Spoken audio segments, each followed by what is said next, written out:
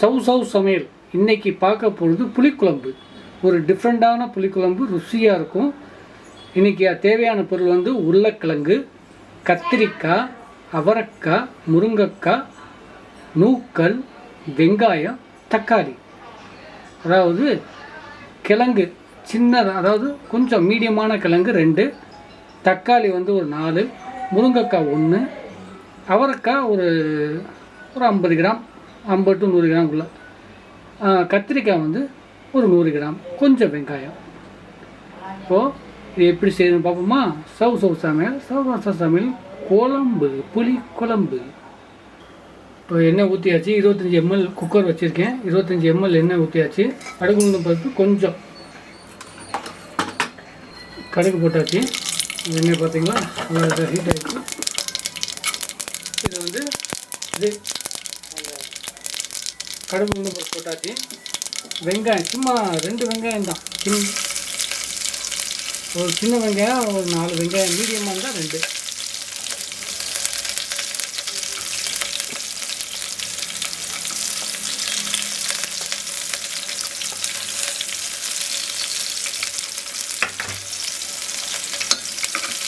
இந்த மாதிரி புளிக்குழம்பு செஞ்சு பாருங்கள், சூப்பராக இருக்கும். இப்போ வந்து வெங்காயம் கொஞ்சம் லேசாக ஹீட் ஆகிடுச்சு. தக்காளி,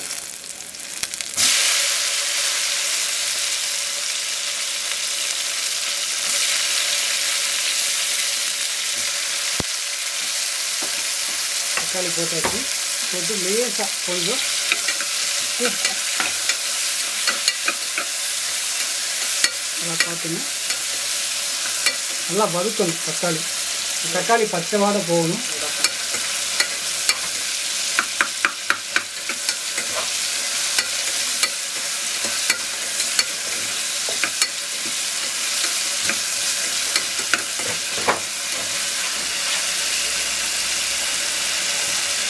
தக்காளி வச்சாச்சு. புளி குழம்பு நீங்கள் செஞ்சு பாருங்கள், உண்மையாக நல்லாயிருக்கும், எல்லாத்துக்கும் பிடிக்கும். தக்காளி நல்லா வதக்கணும்.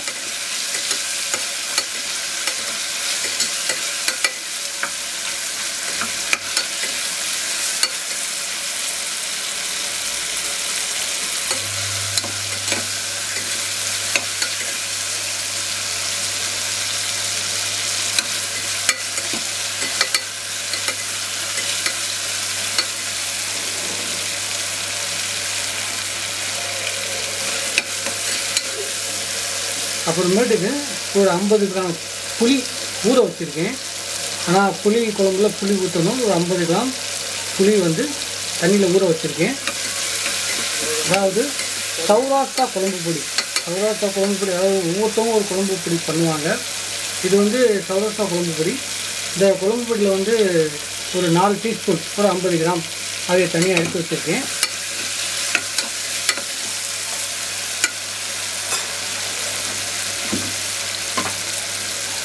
இப்போ எல்லா காய்கறியும் ஒன்றா போட்டுருணும். இப்போ கத்திரிக்காய் போட்டுறேன்,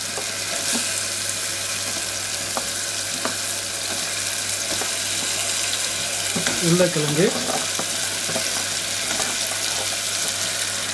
முருங்கைக்காய், அவரைக்காய் பாருங்க, அது கட் நூக்கல்,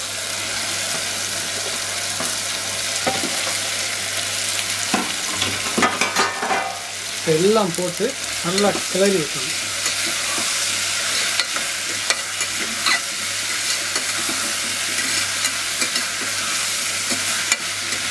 காய்கறியோட பச்சை வாடகை ஒரு 5 நிமிஷம் நல்லா, அது மாதிரி காய்கறி நல்லா வந்து, அதாவது நறுக்கிட்டு ஒரு தடவை நறுக்கிற மாதிரி ஒரு நல்லா கழுவிடணும். அப்போ நறுக்கிட்டு ஒரு தடவை நல்லா ஃபுல்லாக கழுவிடணும்.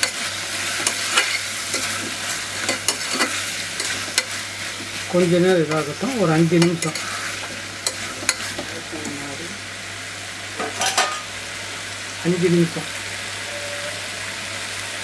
இது பாருங்கள், புளி ஊற வச்சுருக்கேன் ஒரு 50 கிராம். இது வந்து குழம்பு பொடி ஒரு 50 கிராம், 4 டீஸ்பூன்.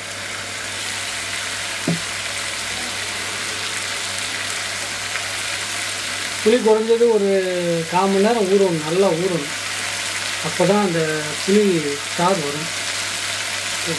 இங்கே பாருங்கள், இந்த புளியை நல்லா வந்து கரைச்சாச்சு. நல்லா அந்த தண்ணியில் போட்டு நல்லா கரைச்சாச்சு. இங்கே பாருங்கள், நல்லா அதாவது கையில் நல்லா அப்படி அழுத்தி விடணும். கை நல்லா இருந்தால் சோப்பு நல்லா கழுவிடுங்க ஃபுல்லாக. இங்கே பாருங்கள், இது வந்து புது புளி. பழைய புளினா இன்னும் கொஞ்சம் டார்க்காக கருப்பு மாதிரி இருக்கும். இது புது புளி.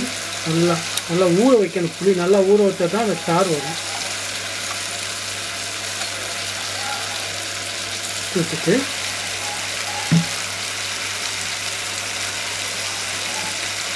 குழம்பு பொடியில் வந்து இந்த புளி கரைசல் அப்படியே ஊற்ற போகிறேன்.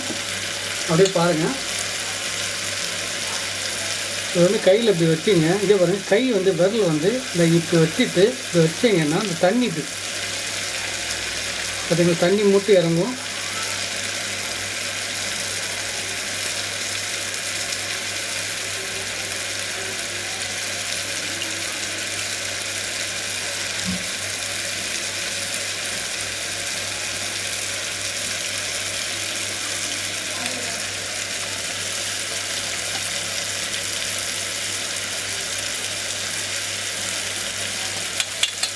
ஒரு தடவை பிழிஞ்சு இருக்கணும். ஸோ இதில் வந்து சும்மா ஒரு 50 ml தண்ணி தான் ஊற்றிருக்கோம்.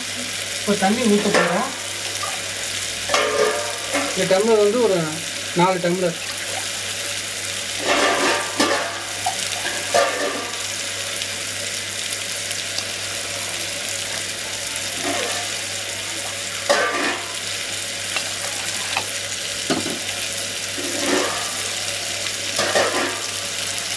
தண்ணியில் ஊற்றாச்சு. இது பாருங்கள், ஒரு தடவை நல்லா கரண்டி எடுத்து அப்படியே லேசாக கலக்கி விட்டலாம். உப்பு அப்புறம் போடணும். உப்பு அப்புறம் போட்டுக்கலாம். இப்போ தேவையான அளவு உப்பு போட்டுக்கலாம்.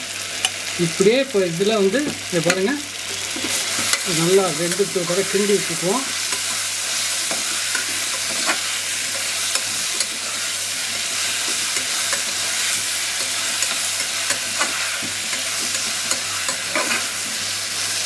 பார்த்தீங்களா, நல்லா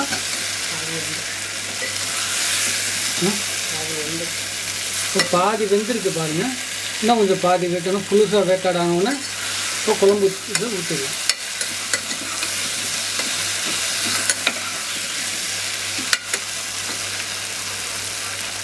ஒரு 3 நிமிஷம் ஆகிருக்கு. இப்போ இந்த குழம்பு வந்து தண்ணியை ஊற்றிடுறோம்.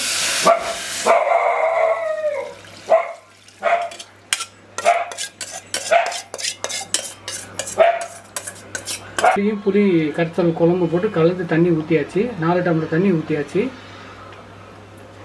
வந்து அந்த புளிக்கு ஊற்றுறது சும்மா ஒரு 50 ml ஒரு டம்ளர், சின்ன டம்ளர் அளவுக்கு ஊற்றி நல்லா ஊற வச்சுட்டு அதுக்கப்புறம் அந்த புளிக்குழம்பு பொடியை போட்டு இந்த கரைசல் நல்லா கலந்து அப்படியே குக்கரில் அப்படியே ஊற்றியாச்சு. இதை பாருங்கள், குக்கர் வச்சு மூடியாச்சு. 2 விசில் வரணும்.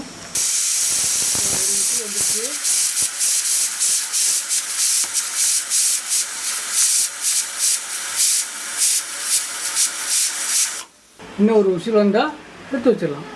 அடுப்பை ஆஃப் பண்ணிவிட்டு கொஞ்ச நேரம் குக்கரை விட்டுறணும். நம்ம ஏர் எடுத்து விடுவோ எதுவோ பண்ணிக்கூடாது. ஏர் எடுத்து விட்டோம்னா அந்த தண்ணியெல்லாம் வெளியே வந்துடும். ஒரு 1/2 மணி நேரம் அப்படியே விட்டோம்னா அந்த ஏர்லாம் போடும். அதுக்கப்புறம் குக்கரை கொண்டு பார்ப்போம்.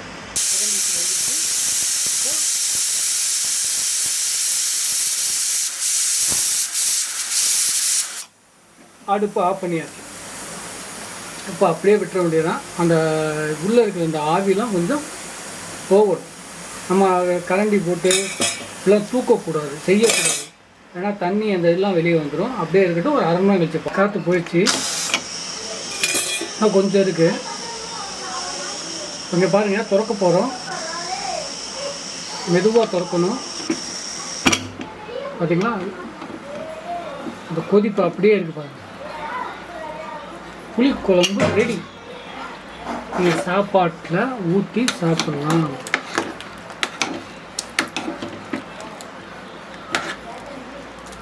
குழம்பு இப்படித்தான் இருக்கும். இது பாருங்கள், இந்த குழம்பு நீங்கள் ஊற்றி சாப்பிட்டீங்கன்னா நல்லாயிருக்கும். முருங்கைக்காய் ஒரு 5 வகையான காய்கறிகள் போட்டு செஞ்சுருக்கோம். சாப்பிட்டு பாருங்கள், சூப்பராக இருக்கும்.